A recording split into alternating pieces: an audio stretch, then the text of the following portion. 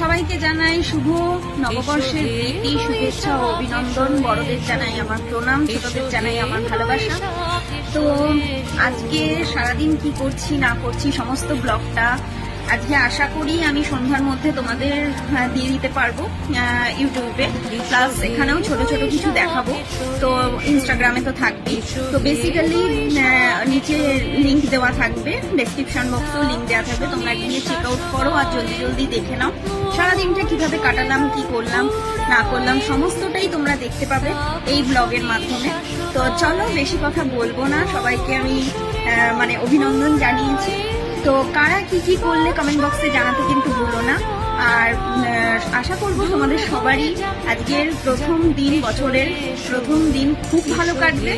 সবাইকেই সবার জন্যই শুভকামনা রইল। তো চলো টাটা।